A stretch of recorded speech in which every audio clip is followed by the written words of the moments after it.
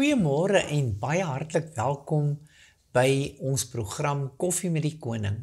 Dis nou vir my vanoggend so 'n wonderlike voorreg om weer terug te wees hier in Suid-Afrika na 'n 2 maande verblyf in die buiteland. En ek weet so baie mense het vir my geskryf en gesê hulle soek my gesiggie. Baie dankie vir julle, hoor. Ek is daarom dankbaar om hier te wees om saam met julle die koffie te kan geniet. Ons het vanoggend 'n fantastiese gas uitgenooi om saam met ons 'n bietjie te kom gesels oor 'n paar interessante dingetjies. Maar ten eerste wil ons vir Koning Jesus as ons gas vanoggend by hierdie koffie hê. Jesus is die koning en hy is ons gas. Ons geniet hom en is vir ons so lekker. Ons gas wat ons saam met ons vanoggend het is pastoor en profeet Linda Fourie van die Heaven and Earth, né?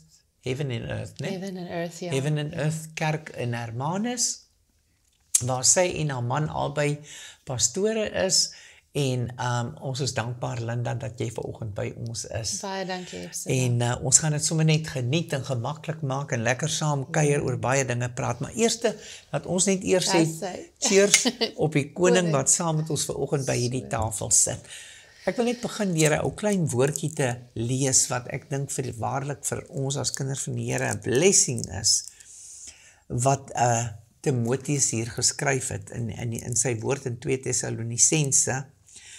En hy sê hier in 2 Tessalonisense 1 vers 16, May our Lord Jesus Christ himself and God our Father, who loved us and by his grace gave us eternal encouragement and good hope, encourage your hearts and strengthen you in every good deed and work. Mag die Here jou vanmôre sommer net weer 'n bietjie kom soos ons in die Engels sê, encourage. En ek dink ons het dit almal nodig. Ek het dit nodig. Dit was my so lekker om van julle te hoor, die wat na my verlang het, wat gesê het, ag, ek mis jou. Dit was my so encouragement, as ek die woord kan gebruik. Ek ken nie eintlik 'n Afrikaanse woord wat so lekker sê nie. So, dit was my wonderlik gewees en ek wil net vir jou bid vanoggend, jy wat daar buitekant na ons kyk. Vader, baie dankie dat u vanoggend saam met ons aan hierdie tafel sit en dat u gekom het om ons te seën vanoggend. En dankie dat Timoteus in Tessalonisense, Vader, vir die woord wat uitgegaan het, waarin hulle Paulus vir ons gesê het, dat God ons wil seën vandag. In alle goeie werke, in elke ding wat ons doen, dat hy ons harte gaan versterk. En ek bid sodat hy vandag jou hart gaan versterk. Luister saam met ons gaan lekker kuier, lekker gesels. Daar's interessante dinge wat pastoor Linda met ons gaan deel. Linda, ek gaan nou nie heeltyd sê pastoor nie, nee, ek kan net sê Linda. Ja. En so geniet dit wat ons vanoggend met julle deel. Ek is opgewonde saam met jou, jy wat luister. Ek hoop jy het jou koffie gereed gemaak. Daar is so baie mense wat ook vir my skryf, want sê hulle, ek geniet dit so as jy sê, het jy jou koffie reg? Dan sê hulle, dan hardloop ek gou kombuis toe en ek gaan maak gou vir my 'n koppie koffie en dan sê ek, hang aan, Hepsiba, ek is op pad, ek is amper daar. Ekskuus tog. So, ek wil net vir vanoggend sê, geniet jou koffietjie saam met ons, saam met die koning, in Jesus naam. Amen. Amen. Linda, so wonderlik dat jy vandag na ons toe gekom het, bietjie hier by ons in die studio kom kuier het. Ons is vreeslik dankbaar daarvoor, dat jy die moeite gedoen het uit 'n baie besige program, want jy's 'n besige vrou, jy antwoord nooit jou telefoon nie. Ja, dis waar. Jy antwoord nie jou telefoon nie, maar jy sal daarom iemand wat WhatsApp stuur vir jou, sal jy antwoord. Ja. Is dit reg? Dit is reg so, ja. Okay. Goed, ek vra dit sommer net met 'n doel, en dit is, aan die einde van die program, as jy nie omgee nie, sal ons jou WhatsApp nommer op die program plaas, sodat mense met jou persoonlik kan kontak maak. Is dit reg met jou so? Dis 100% so. Maar ja. die nommer wat ons gee, is nie vir telefoon nie, dis nie vir bel nie. Ja. Dit is wanneer iemand vir jou per WhatsApp 'n boodskap wil skryf. Ja. Is dit reg so? Dis reg so, ja. Ja, maar dis wonderlik. So kyk uit aan die einde van die program vir pastoor Linda Fourie, se adres, haar telefoonnommer en so aan, en dan kan jy persoonlik met haar kontak maak, en jy kan vrae stel wat jy nodig het om te hoor, en wat dit ook al is, miskien wil jy persoonlike dingetjie met haar bespreek, sy is gereed vir jou, wanneer jy met haar kontak. Linda, so kan jy nog onthou wanneer het ons mekaar eintlik ontmoet? Ek het vir Hepzibah ontmoet in 2016, as ek reg is. In 2016 het ek op 'n toer gegaan, Israel toe, en ek het in die woning gaan bly saam met Hepzibah en Gunther. Ons is 5 mense saam, dit was my so groot voorreg, net om saam met julle Israel te beleef. En dat is goeie vriende geword. Ja, en hier is ons nog steeds in mekaar se lewe. Hier is ons nog steeds besig, hier is ons nog steeds besig. En dis wonderlik. En wat ek graag vir jou wil gevra het is, nadat jy toe uit Israel uitgekom het, sou jy sê dat 'n verandering in julle geestelike lewe gekom, is daar dinge wat die Here vir jou gegee het, woord, en wat hy vir jou gegee het, wat jy sê, daai woord is waar ook nog steeds in wandel, of vertel 'n bietjie. So, toe ek Israel toe gegaan het, was een van my grootste drome, is om Israel toe te gaan. En toe ek Israel toe gegaan het, toe was ek in die middel van die woestyn. En ek onthou, ek het in die Karoo gaan sit, en ek het gaan bid, en ek het vir die Here gesê, Here, as ek 'n antwoord kan kry, sal ek graag wil Israel toe gaan. En 2 weke later, toe stuur 'n vriend van ons, gemeenskaplike vriend vir ons, my die uitnodiging na Israel toe. En toe ek daar kom, toe ontdek ek vir Hepzibah, en ek het myself gate uitgeniet saam met haar. En eendag sit ek en sy so alleen, saam met koffie, en drink koffie, en sy sê vir my, Linda, ek voel die Here sê, julle gaan 'n kerk begin in julle stad waar julle is, maar julle man is nog nie gereed nie, my man is nog nie gereed nie. En op daai stadium was dit 'n groot behoefte in ons lewe, om 'n gemeente te begin, wat regtig bou rondom Jesus, want dis wat wonderlik is as jy in Israel is, jy ontdek vir Jesus, jy ontdek waar hy gestap het, waar hy geëet het, en jy raak so intiem met hom. So ek het huis toe gegaan met die belofte van die Here af, en in 'n jaar moes ek stil bly, en net deur die woord gebid het, wat die profeet vir my gegee het. So dit was wonderlik. En vandag het julle 'n gemeente in Hermanus, Heaven and Earth gemeente, 'n lekker florerende gemeente, baie jong mense, maar ook 'n gemeente wat baie gebalanseerd is, ook in ouer mense, en so aan. Ek weet, ek het nou al 'n paar keer daar kom kuier, en dit was my altyd so lekker as ek daar weggaan, dan voel ek van, wow, ja nee, die Here was hier teenwoordig gewees. So dit was fantasties. En Linda, nou wil ek sommer net 'n bietjie vra, het jy kinders? Ja, ek is 'n mamma van 2, my oudste enetjie skryf nou graad 4 eksamen, baie stresvol vir my.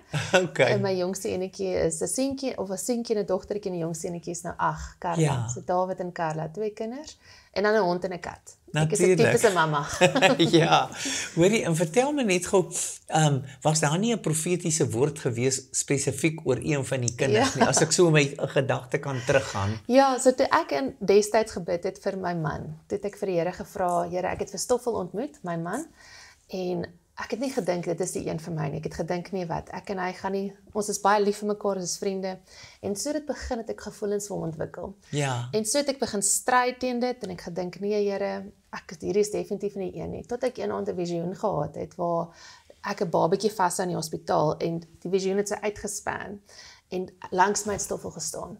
En die Here praat met my, en hy sê vir my, jy het altyd gebid vir 'n tweeling dogtertjie, maar ek gee vandag vir jou heel eerste 'n seentjie, en sy naam sal Dawid wees. Ja. En toe het sy uitgespeel, my eerste kind was toe Dawid, my seentjie.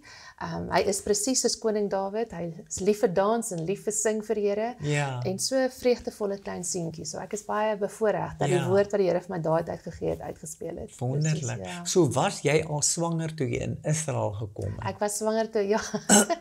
Dit was waar, ek het swanger geraak in Israel, ja. Sien jy, dit was mos nou nog 'n episode wat ek kan onthou. Ja, met Karla, met dogtertjie, wonderlik. In die beloofde land. Fantasties. En kan ek net vra, want mense gaan vir my dit vra, was jy toe reeds wedergebore, of kom jy ook net uit 'n godsdienstige huis, of het jy later van jou lewe na die Here toe gekom? As ek kan vra, hoe het jy by die Here uitgekom? So ek het in 'n godsdienstige huis groot geword. My ma en my pa dien die Here. Ek het saam met hulle kerk toe gegaan. Ja. Maar as ek nou moet verduidelik, jy kan in die garage slaap, maar jy's nie 'n kar nie. Ja. Om net kerk toe te gaan beteken nie jy's 'n gelowige nie. En so het ek deur my hele hoërskoolloopbaan baie goed netbal gespeel. En ek het die geleentheid gehad om vir Suid-Afrika onder 23 die squad te speel toe ek matriek was. So dit was 'n groot stap, 'n groot eer vir my. En ek was op pad om te gaan oefen saam met die Maties oefengroep hier op Stellenbosch kampus. En net voor ek vir die oefenkamp ingaan, beseer ek my been. En my pa is 'n dokter, so hy sê toe vir my, gaan vir ekstra, laat ons net kan kyk wat is fout. En toevallig ontdek hulle toe 'n kankergewas aan die ander kant van my been, wat niemand van geweet het nie. So die besering het toe gelei dat hulle eintlik toe 'n meer ernstige siekte ontdek op 'n baie jong ouderdom. Ek was 19 jaar oud gewees. Op pad om wêreldbeker netbal te gaan speel, regtig my lewe uitgekerf gewees. En hulle moes dadelik operasie, hulle moes 'n beenoorplanting doen, en in dit verloor ek toe my identiteit. Ek verloor toe my hele wese was sport. Ek het geleef om te oefen en om voluit te gaan vir dit. En ewe skielik stop alles net daar. En ek het glad nie meer beheer, ek het 'n siekte gekry. Ek het glad nie meer beheer. Dit is nie dat ek myself kapabel gedrink het nie. Dit was net plain 'n siekte wat my droom vir my weggevat het. En ek het in die hospitaal gelê en by my was daar 3 vrouens en oorkant my was daar 'n vrou wat se been afgesit is net onder haar knie. En sy was verskriklik kwaai. As ek met haar praat, dan kon jy sien sy was net geïrriteerd. En skuins oorkant my was 'n vrou wat 'n rugoperasie gehad het en hulle het haar se onderste bo laat hang bo haar bed, net as gevolg van die pyn waar sy is. Ja, sy was baie pynlik. Maar langs my lê 'n vrou met die grootste vrede. En so begin ek met elkeen van hulle te praat om hulle storie te hoor en die vrou oorkant my is 'n dokter, 'n mediese dokter. En sy het 'n klein besering gehad in haar knie, maar die skalpel was nie skoon gewees nie en toe het haar been afgevrot. En sy was in die hospitaal want hulle die been moes afsit. Liewe Vader. En ek is 'n dokter se kind en ek vertrou 'n dokter om my nou hier deur te dra. En ek het na haar gekyk en ek het gedink, as ek nie 'n dokter kan vertrou nie, wie kan ek vertrou? En langs my het die vrou toe begin praat en sy sê te vir my, die Vader is baie lief vir jou, maar sy het die grootste vrede van almal. En ek weet toe my pa is die hele tyd daar en hy bid vir my, maar ek weet my pa is lief vir my, maar sy hou aan toe sê, die Vader is baie lief vir jou. En ons gaan toe vir die operasie en kom terug en sy is nie daar nie. En ek vra vir die suster, waar is die vrou langs my? Toe sê sy, die vrou het wakker geword die oggend wat jy ontmoet het met 'n hoofpyn. Hulle het 'n scan gedoen en hulle het 6 breingewasse op haar brein gekry. En die kans vir oorlewing is baie skaars.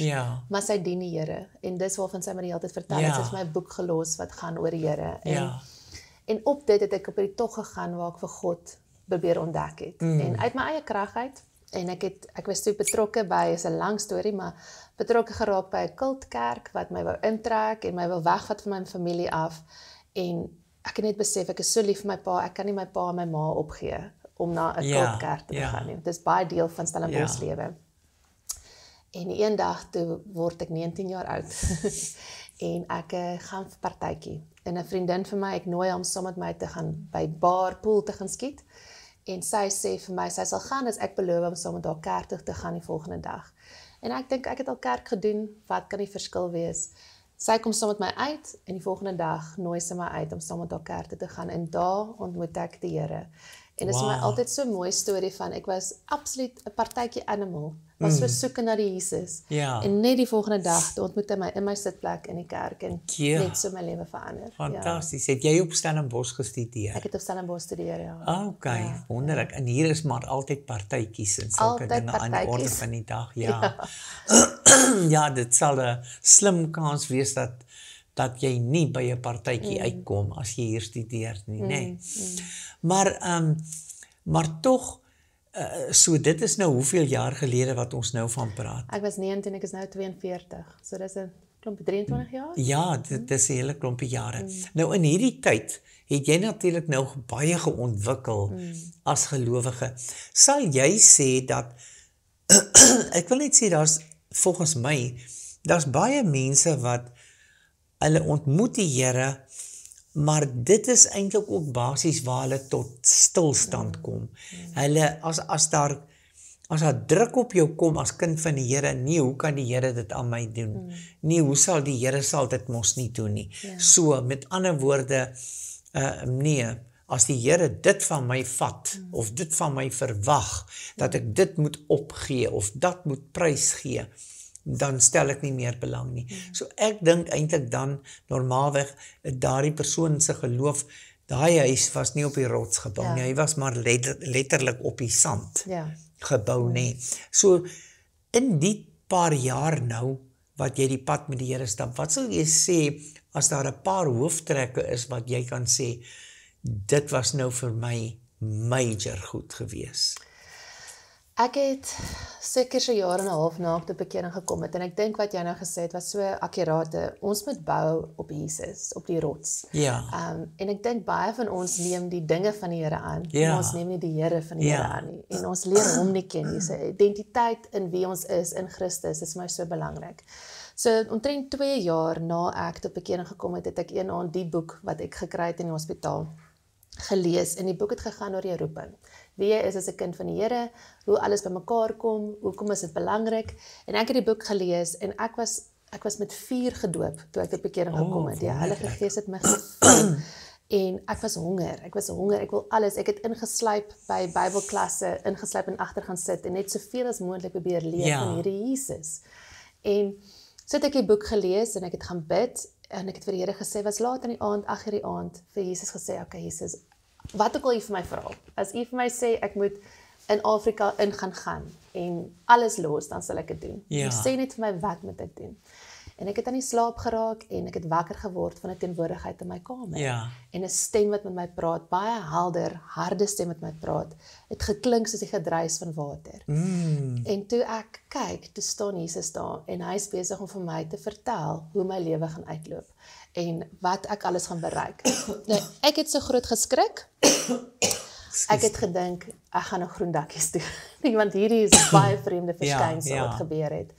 Maar as gevolg van die kerk waar ek betrokke was, en as gevolg van disipelskap, en dat ons bou op die woord van God, kon my pastore my lei, en vir my sê, hier is die skrif wat sê, sy stem klink soos 'n gedruis van water. Dis fantasties, wonderlik, wat 'n belewenis. Wat 'n belewenis. En daar, ek dink van daai oomblik af, omdat ek hom gesien het, the unveiled God, the unveiled Jesus, die volheid, die volle glorie van wie hy is, het ek verlief geraak op hom.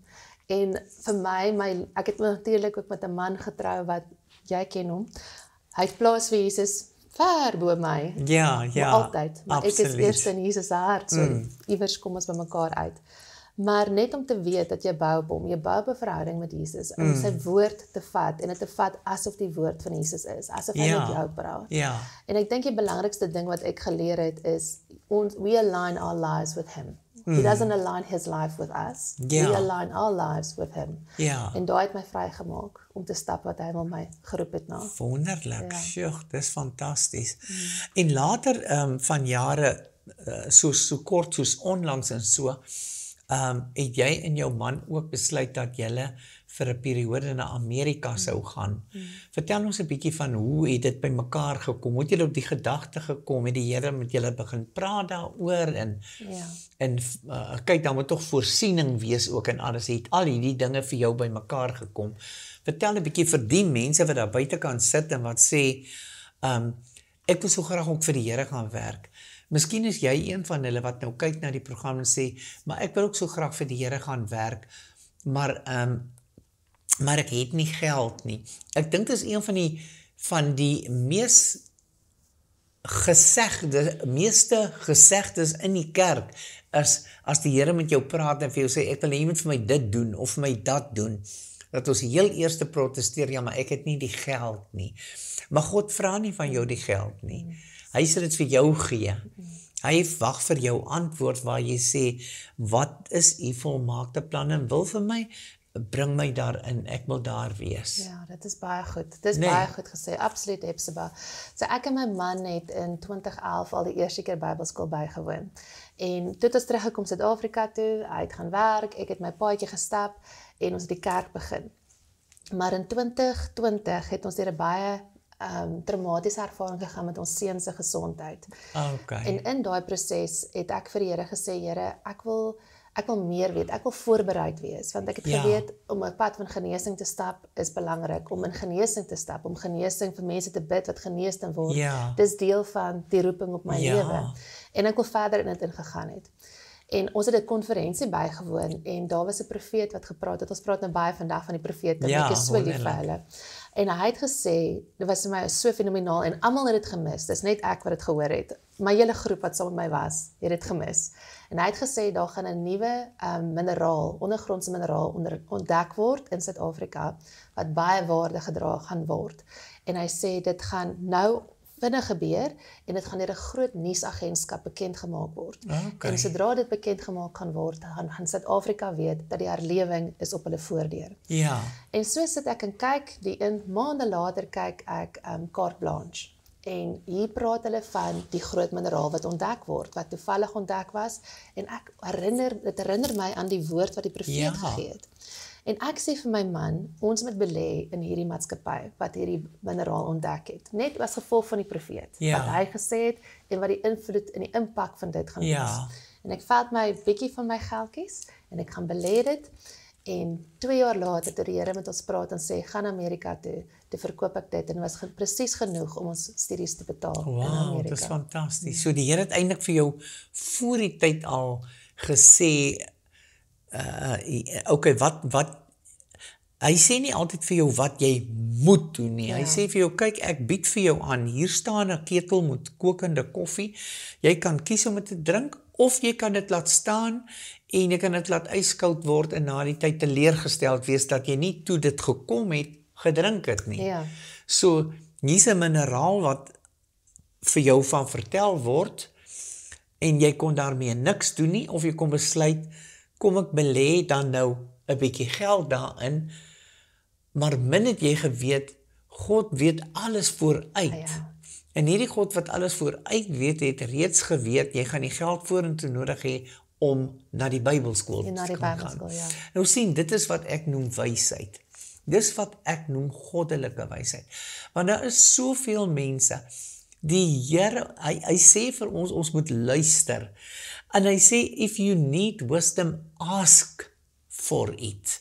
Ask me and I will give it to you. En ek dink dit, ons het al baie daaroor gepraat, is wysheid, is seker vandag vir my die top ding wat ek na verlang, is om die wysheid van God te hê in elke opsig. Want as ons hierdie wysheid van die Here kan vat, gaan ons baie probleme misloop, regtig waar, en ons gaan baie voorspoedig begin raak. En dit is 'n probleem met baie van die kinders van die Here. Hulle wil net die ding hê, but they don't want to follow the steps that God necessarily gives. As jy nou nie die geld gevat het en gaan belê het. Dit is nou soos baie mense vra vir my, ek wil graag saam met jou gaan toer na Israel. Ok, dan sê ek, dit is reg so, daar sit 'n deposito wat jy moet betaal. Jy hoor dan nie weer van hulle nie, maar elke week as hulle jou sien, of elke 3 weke vra hulle, gaan ons nog Israel toe? Wel, as jy die deposito nie vir my kom betaal nie, is jou naam nie op die lys nie, want die deposito verseker jou sitplek na Israel. Dit verseker jou plek om te gaan toer en reis in Israel. En so daar's baie sulke wyshede wat God gee, maar ons reageer nie daarop nie. So jy kon dit gelos het, en 'n paar maande later sê die Here, nou gaan jy Bybelskool toe, en jy sê, nou waar gaan ons nou die geld uitgrawe? Dan sê die Here, toe ek vir jou gesê het, toe jy dit nie gedoen nie. Verstaan jy? So, that's the way God teach us, nee. Hy leer ons so stappie vir stappie, en hy leer ons om gehoorsaam te wees, en fyn te begin luister. En ek dink die kerk daar buitekant moet regtig, jy moet fyn luister, want die Here gee vir ons kosbare dinge uit sy woord, wat hy met ons deel, maar ons maak dit nooit ons eie nie. Ons kan sê, ja, ek weet dit staan daar. Party mense ken nie die Bybel uit hulle kop, but they've never done anything with it. Hulle het nooit enige iets gedoen met daai kennis nie. So ek wil vir jou net sê vandag, luister bietjie mooi in die toekoms. Linda, dit was nou vir my so lekker gewees om jou vandag, weet jy, ons tyd loop net uit. Dit was vir my so lekker gewees om jou vandag hier te hê op die program, maar dit is nou vandag net jou eerste keer gewees, maar ons gaan jou uitnooi, volgende week in Woensdag, is jy dan weer by ons op die program, dan gaan ons 'n bietjie verder praat oor, daar so baie goed wat jy het, wat jy in jou omdra. Linda het ook 'n fantastiese boek geskryf, ons sal daaroor in die volgende program bietjie praat, en Ek wil tog net vir jou vra, vir die mensies wat daar buitekant is, kyk bietjie in jou kamera en dan sal jy net vir hulle 'n gebed doen. Steek jou hand sommer uit na hulle toe. Daar buitekant is 'n paar duisend mense wat na hierdie program kyk. Steek jou hand uit na hulle toe en bid vir hulle. Net soos die Gees van die Here jou lei. Jy 2 minute. 100%. Okay, dankie. Wat 'n voorreg. Jesus, ek bid vir elke persoon wat leer om God se stem te hoor. Ek bid Jesus dat iets sal vaskom maak in hulle harte. Ek bid vir verteenwoordigheid van u verteenwoordigheid in 'n lewe. Jesus, ek kom nou en ek stem saam met die saad van God wat in hulle lewens gesaai is. Ja, ek bid dat daar vrug sal gedra word, dat hulle gevestig sal word in die woord van die Here. Dat daar nie 'n double-mindedness gaan wees nie, dat geloof sal rys, dat ons regtig werklik u gesig sal sien en u gehoorsaam tot waar ons gaan. In Jesus naam, amen. Amen, amen. Dit was nou heerlik geweest. Linda, baie, baie dankie. Ek is so bly jy het gekom. En ons sien mekaar mos nou nie altyd baie gereeld en so nie, want julle het julle besige program en ek het myne. Maar